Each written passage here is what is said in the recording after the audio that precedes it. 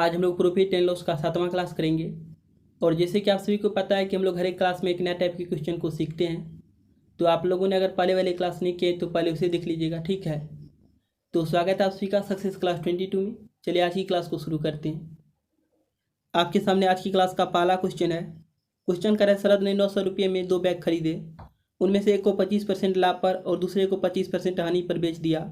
यदि दोनों बैग का विक्रय मूल्य समान है तो दोनों बैग का क्रय मूल्य है। तो यहाँ पर दोस्तों आपको पता है कि शरद ने 2 बैग खरीदा है, ठीक है। इस दोनों बैग का क्रय मूल्य आपको पता है कितना है, 900 है। लेकिन आपको बताना है दोनों बैग का क्रय मूल्य अलग अलग, ठीक है। मतलब आपको बताना है कि पहला बैग कितना में खरीदा है और दूसरा बैग कितना में खरीदा है, ठीक है।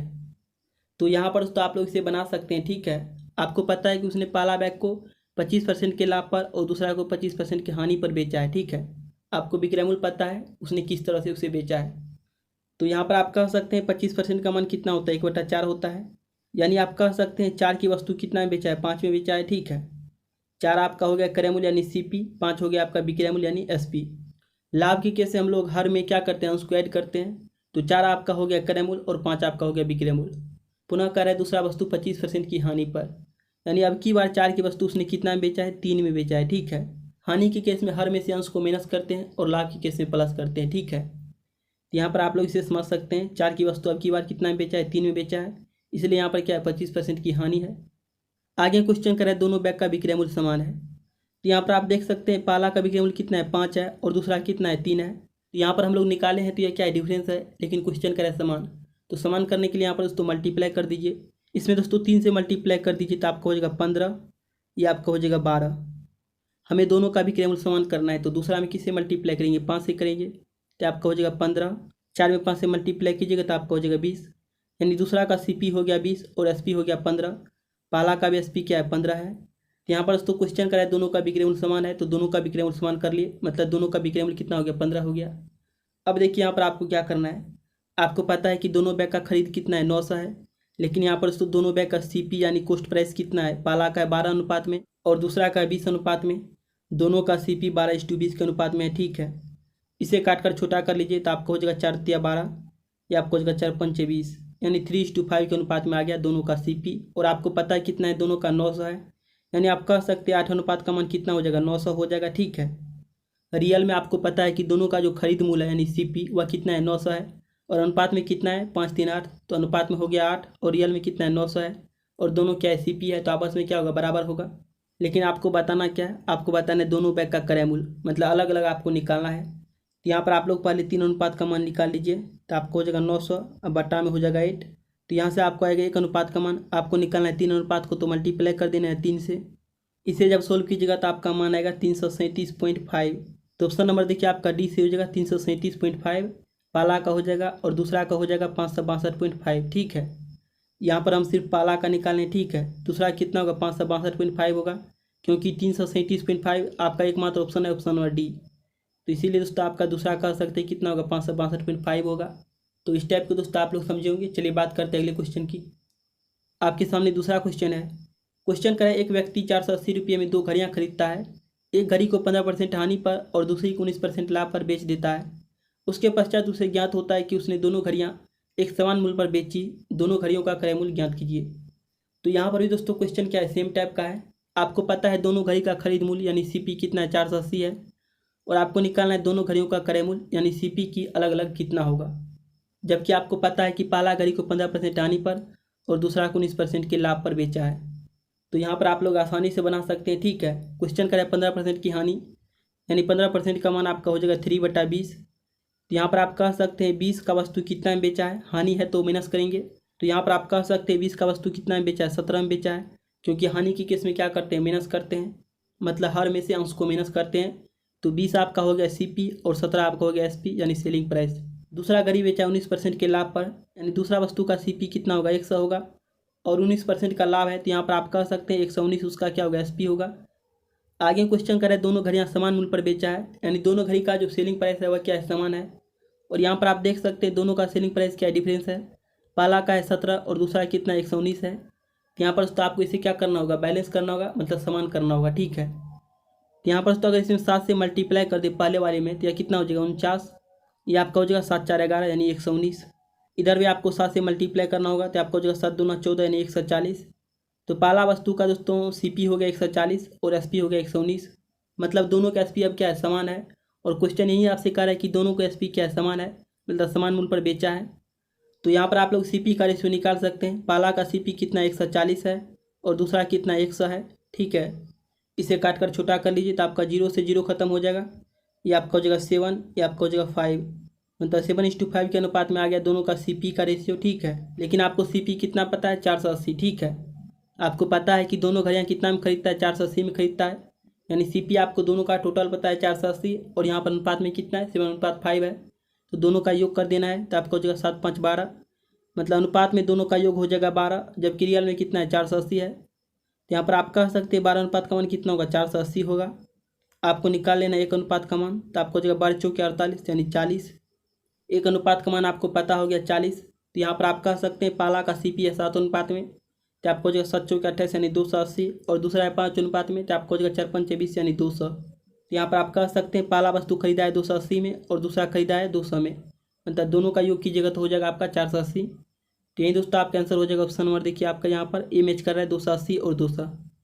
तो यहाँ पर दोस्तों आप लोग इसे समझे होंगे, और यहाँ पर दोस्तों आप लोगों ने सेम टाइप से 2 क्वेश्चन को देखे। चलिए बात करते हैं अगले टाइप की। आपके सामने तीसरा क्वेश्चन है।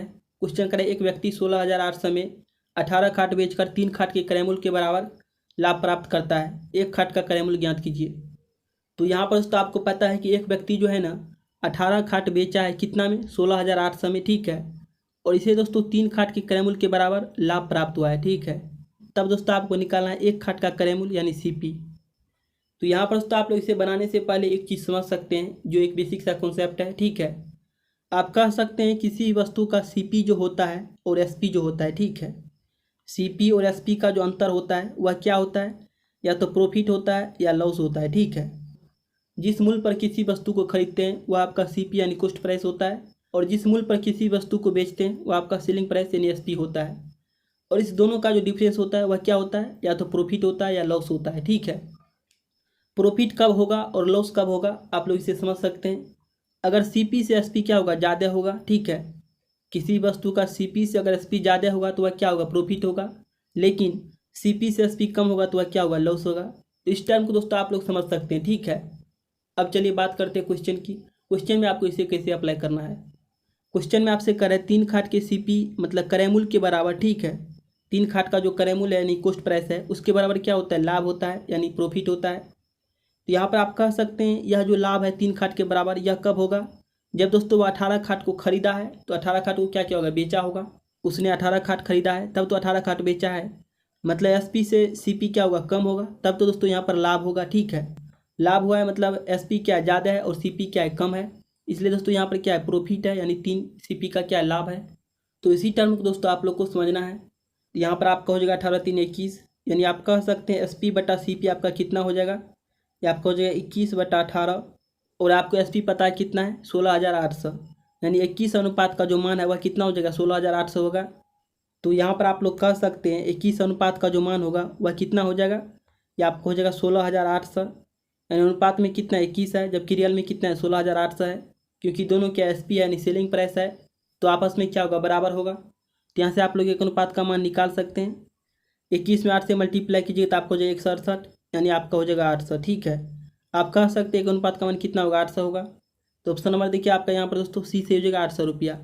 आपको निकालना था एक खाट का क्रय मूल्य यानी CP। एक अनुपात का मान आपको पता है 800, यानी आप कह सकते हैं यहाँ पर आपका क्रय मूल्य यानी CP कितना होगा, 800 होगा। तो ऑप्शन नंबर आपका C से हो जाएगा 800। तो यह क्वेश्चन आप लोग समझे होंगे, और यह काफ़ी अच्छा क्वेश्चन था, ठीक है। तो इसे दोस्तों आप लोग ध्यान में रखिएगा। चलिए बात करते हैं अगले क्वेश्चन की। आपके सामने चौथा क्वेश्चन है।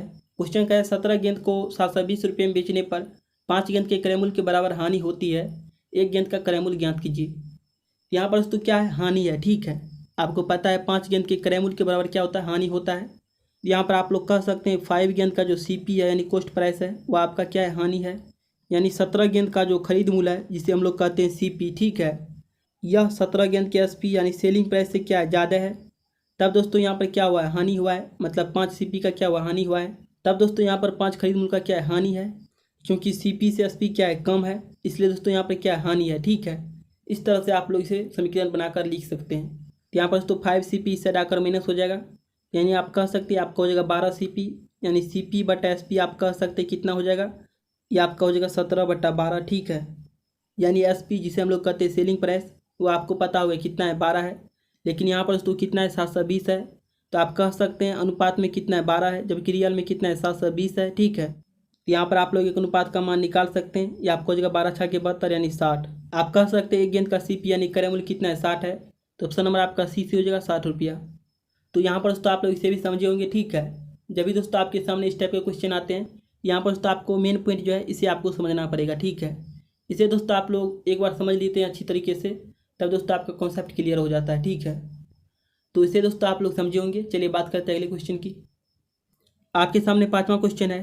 क्वेश्चन करे 12 घड़ियाँ बेचकर एक दुकानदार 2 घड़ियों के विक्रय मूल्य के बराबर लाभ कमा लेता है, प्रतिशत में उसका लाभ ज्ञात करे। तो यहाँ पर दोस्तों आपको पता है कि 2 घड़ी के SP यानी सेलिंग प्राइस के बराबर क्या है, लाभ है। यानी 12 घड़ी का जो सेलिंग प्राइस यानी SP है, वह दोस्तों 12 घड़ी के CP यानी विक्रय मूल्य से क्या है, ज़्यादा है, ठीक है। इसलिए दोस्तों यहाँ पर आपका CP क्या हो जाएगा, कम हो जाएगा। और इस दोनों का जो डिफरेंस है वह क्या है, लाभ है। और आप लोग पहले ही समझ चुके हैं कि वह 12 घड़ी खरीदता होगा, तब तो दोस्तों 12 घड़ी बेचता है। तो 12 घड़ी का जो SP है वह CP से क्या ज़्यादा है, इसलिए यहाँ पर क्या है, लाभ है। मतलब 2 घड़ी के SP के बराबर क्या है, लाभ है। यहाँ पर आपका 10 SP = हो जाएगा कितना, 12 CP। तो यहाँ से आपका हो जाएगा SP बटा में हो जाएगा CP = आपका हो जाएगा 12/10। तो ये आपका हो जाएगा 6 दूना 12, या आपका हो जाएगा 5 दूना 10, मतलब 6:5 के अनुपात में हो गया SP और CP का रेशियो। यहाँ पर आप देख सकते हैं CP क्या है, 5 है, और SP क्या है, 6 है। यानी 5 की वस्तु 6 में बेचता है, मतलब 1 का क्या है, लाभ है। कितना पर दोस्तों, 5 पर। तो बटा में लिखना है 5, यानी CP मल्टीप्लाई कर देना 100 से, क्योंकि आपको निकालना है परसेंट लाभ, ठीक है। प्रतिशत लाभ निकालने के लिए आप लोग सीख चुके हैं, लाभ बटा CP, यानी CP कितना है, 5 है। तो लाभ बटा CP मल्टीप्लाई कर देना 100 से, ठीक है। यहाँ से आपका आ जाएगा 20×5 = 100 यानी 20। आप कह सकते हैं 20% का क्या है, लाभ है। तो ऑप्शन नंबर देखिए आपका C से हो जाएगा 20% का लाभ। तो इसे दोस्तों आप लोग समझे होंगे। चलिए बात करते हैं अगले क्वेश्चन की। आपके सामने 6ठा क्वेश्चन है। क्वेश्चन का है 20 इमेज का क्रय मूल्य X इमेज के विक्रय मूल्य के बराबर है। यदि इसमें 25% का लाभ हो तो X का मान ज्ञात कीजिए। यानी 20 इमेज का जो CP है, जिसे हम लोग कहते हैं क्रय मूल्य, वह दोस्तों X इमेज के SP यानी सेलिंग प्राइस की क्या है, बराबर है। यहाँ से आपका CP बटा में हो जाएगा SP, ये आपका हो जाएगा X/20। आगे क्वेश्चन करा इसमें 25% का लाभ है, तो 25% का मान कितना होता है, 1/4 होता है। यानी आप कह सकते हैं 4 की वस्तु कितना में बेचता है, 5 में बेचता है, ठीक है। 25% का लाभ है, मतलब 1/4, यानी 4 की वस्तु कितना में बेचता है, 5 में बेचता है, ठीक है। तो 4 आपका हो गया CP, अब 5 आपका हो गया SP यानी सेलिंग प्राइस। और यहाँ पर SP आपको पता है कितना है, 20 पता है। और यहाँ पर दोस्तों अनुपात में कितना है, 5 है। तो आप कह सकते हैं 5 अनुपात का मान कितना होगा, 20 होगा, ठीक है। आपको निकालना 1 अनुपात का मान, तो आपका हो जाएगा 4। आपको निकालना X का मान, ठीक है। तो X दोस्तों यहाँ पर देख सकते हैं क्या आपका CP है, यानी क्रय मूल्य है। और यहाँ पर X देखिए किस अनुपात में है, 4 अनुपात में है। और 1 अनुपात का मान आपको पता है कितना है, 4 है। तो आप कह सकते हैं 4 अनुपात का जो मान होगा कितना होगा, 4 × 4, ये आपका हो जाएगा 16। यानी आप कह सकते हैं CP यानी क्रय मूल्य कितना होगा, 4 होगा, जो आपको क्या पता है, X पता है, ठीक है। तो इस तरह से आप लोग समझ सकते हैं इस टाइप के क्वेश्चन को भी, ठीक है। तो यहाँ पर आपका ऑप्शन नंबर B से हो जाएगा 16, ठीक है। इसे दोस्तों आप लोग ध्यान में रखिएगा। चलिए बात करते हैं अगले क्वेश्चन की। आपके सामने 7वां क्वेश्चन है।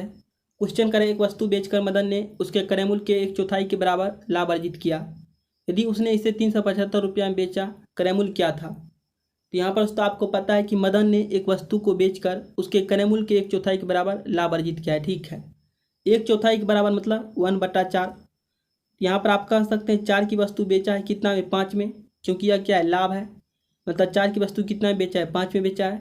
तो 4 आपका हो गया CP, 5 आपका हो गया SP यानी सेलिंग प्राइस। और आपको पता है कि उसने 375 रुपया में बेचा है, यानी SP जो आपको पता है वह कितना पता है, 375 पता है। तो यहाँ पर दोस्तों आपको SP पता है किस अनुपात में, 5 अनुपात में। और आपको रियल में पता है SP कितना है, 375 में बेचा है। यानी आप कह सकते हैं 5 अनुपात का जो मान होगा वह कितना होगा, 375 होगा, क्योंकि दोनों क्या SP है, तो आपस में क्या होगा, बराबर होगा। यहाँ से आप लोग एक अनुपात का मान निकाल सकते हैं। ये आपको हो जाएगा 5×7=35, पुनः आपका ये हो जाएगा 25, यानी 25×25। यानी आप कह सकते हैं एक अनुपात का मान कितना होगा, 75 होगा। आपको निकालना है क्रय मूल्य, यानी CP कितना 4 अनुपात में है। यहाँ पर तो 75 मल्टीप्लाई कर देना है 4, तो आपको हो जाएगा 5 के 20 यानी 0 हासिल 2, 7 के 28 2 30 यानी 300। आप कह सकते हैं CP यानी क्रय मूल्य कितना है, 300 है। तो ऑप्शन नंबर आपका देखिए C से हो जाएगा 300। तो इसे भी दोस्तों आप लोग समझे होंगे। चलिए बात करते हैं अगले क्वेश्चन की। आपके सामने 8वां क्वेश्चन है। क्वेश्चन क्या है, एक ट्रांजिस्टर को 572 रुपया में बेचने पर एक दुकानदार को ट्रांजिस्टर के क्रय मूल्य के 30% के बराबर राशि का लाभ होता है। ट्रांजिस्टर का क्रय मूल्य ज्ञात करिए। तो यहाँ पर दोस्तों आपको निकालना है ट्रांजिस्टर का क्रय मूल्य यानी CP, और आपको लाभ पता है कितना का होता है, 30% का होता है।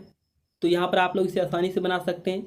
आपको पता है कि CP हमेशा क्या होता है, 100% होता है, यानी किसी वस्तु का जो क्रय मूल्य होता है वह क्या होता है, हमेशा 100% होता है।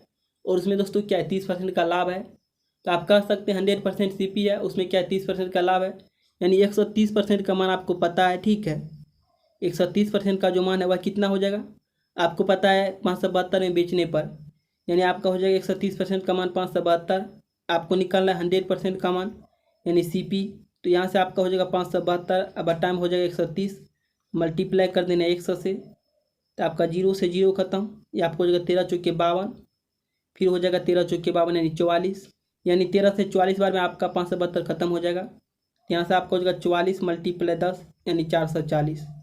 तो आप कह सकते हैं वस्तु का क्रय मूल्य यानी CP कितना है, 440 है। तो ऑप्शन नंबर देखिए आपका BC हो जाएगा 440। तो इसे भी आप लोग ध्यान में रखिएगा। चलिए बात करते हैं अगले क्वेश्चन की। आपके सामने 9वां क्वेश्चन है। क्वेश्चन करें, एक विक्रेता 12% लाभ पर 12 कुर्सियाँ और 3% हानि पर 4 कुर्सियाँ बेचता है। यदि उसका कुल लाभ 1650 है तो प्रत्येक कुर्सी का क्रय मूल्य है। यहाँ पर आपको पता है कि 12 कुर्सियाँ 12% लाभ पर, तो यहाँ पर आप कह सकते हैं 12 कुर्सी का जो लाभ है वह कितना होगा। आपको पता है कि 12 कुर्सियाँ कितना लाभ पर बेचा जाता है, 12% लाभ पर, यानी 12 कुर्सी का जो लाभ होगा वह कितना हो जाएगा, 144% हो जाएगा। ठीक है, यह दोस्तों लाभ है तो आपको लिखना है प्लस में। ठीक है, आगे क्वेश्चन करा है 4 कुर्सियाँ 3% हानि पर, तो 4 कुर्सियाँ 3% हानि पर, तो यहाँ पर तो हानि हो जाएगा 12% का। तो यह दोस्तों हानि है तो आपको माइनस में लिखना है। ठीक है, तो यहाँ पर आप देख सकते हैं 144% का क्या है, लाभ है, और 12% का क्या है, हानि है। तो टोटल देखा जाए तो अभी क्या है दोस्तों, लाभ है, मतलब 132% का क्या है, अभी लाभ है। ठीक है, और आपको पता है कि कुल लाभ है कितना, 1650 है, यानी आप कह सकते हैं 132% का जो मान होगा वह कितना होगा, 1650 होगा, क्योंकि यह क्या है, लाभ है। ठीक है, और यह भी क्या है, लाभ है, तो आपस में क्या होगा, बराबर होगा।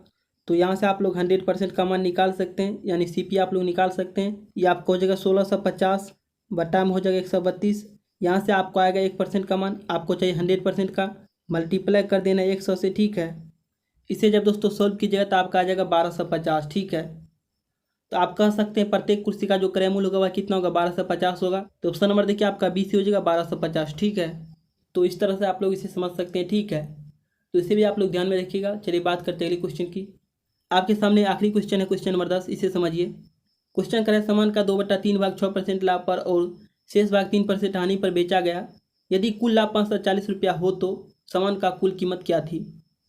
तो यहाँ पर आपको पता है सामान का 2/3 भाग, यानी आप कह सकते हैं टोटल सामान कितना है, 3 है, उसका दोस्तों 2/3 भाग, यानी 2 भाग कितना लाभ पर, 6% लाभ पर, टोटल लाभ आपका हो जाएगा 12%। ठीक है, बचा कितना 1, एक को बेचा है 3% हानि पर, तो यहाँ पर दोस्तों हानि है तो आपका हो जाएगा 3% हानि, तो यहाँ पर माइनस में लिखना है 3%, या आपका प्लस में हो जाएगा 12%। तो 12% का हो गया लाभ और 3% का हो गया हानि, यानी आप कह सकते हैं अभी 9% का क्या है, लाभ है। ठीक है, 12% का लाभ है और 3% का हानि है, तो अभी कह सकते हैं 9% का क्या है, लाभ है, और आपको पता है लाभ कितना का है, 540 रुपया का है। यहाँ पर आप कह सकते हैं 9% का जो मान है वह कितना हो जाएगा, 540 हो जाएगा। ठीक है, आपको निकालना 1% का मान सबसे पहले, ये आपको हो जाएगा 9 छा के 54 यानी 60। आप कह सकते हैं 1% का मान कितना होगा, 60 होगा।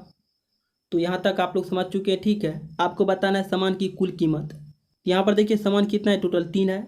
तो यहाँ पर दोस्तों आगे इसे सोल्व करेंगे, उससे पहले आपको एक चीज़ समझना होगा, वह है दोस्तों 100% का मान। ठीक है, आप आसानी से कर सकते हैं कि 100% का मान कितना होता है, 1 होता है। कोई बता सकता है कि 100% का मान कितना होता है, 1 होता है।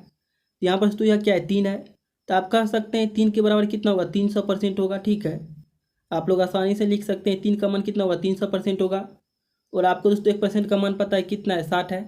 यहाँ पर आपको निकालना है 300% का मान, तो आपको हो जाएगा 36 के 18, तो 18 पर दोस्तों आपको हो जाएगा 000, तो आपको हो जाएगा 18,000 सकते हैं, यानी आप कह सकते हैं सामान का जो कुल कीमत है वह कितना 18,000 है। तो ऑप्शन नंबर देखिए आपका BC हो जाएगा 18,000। तो यहाँ पर दोस्तों यह क्वेश्चन काफ़ी अच्छा था जिसे आप लोग समझे। ठीक है, और हम लोगों ने टोटल यहाँ पर कितना क्लास किए हैं, 7 क्लास किए हैं प्रॉफिट एंड लॉस का। तो आपको दोस्तों हर एक क्लास को बारीकी से देखना है और समझना है। बहुत छोटा छोटा क्लास है, बस आपको ध्यान से देखना होगा एक बार, तब दोस्तों आपका प्रॉफिट एंड लॉस से एक भी टाइप का क्वेश्चन मिस नहीं होगा। ठीक है, तो आप लोग हर एक क्लास को देख लीजिएगा। ठीक है, तो आपको प्रॉफिट एंड लॉस से कहीं भी कोई दिक्कत नहीं होगा, ठीक है। तो चलिए दोस्तों आगे बढ़ते हैं, अगले क्लास में इसे आगे देखेंगे। अगर दोस्तों आप लोग इस क्लास को समझे हैं और आपको लगता है कि हम लोग इस चैनल के माध्यम से सीख सकते हैं, तब दोस्तों आप लोग इस चैनल को सब्सक्राइब कीजिए और इस बेल आइकन को दबाइए। इससे आपको हर एक क्लास का नोटिफिकेशन मिलता रहेगा, एक भी क्लास मिस नहीं होगा। तो मिलते हैं अगले क्लास में, तब तक के लिए जय हिंद, जय भारत।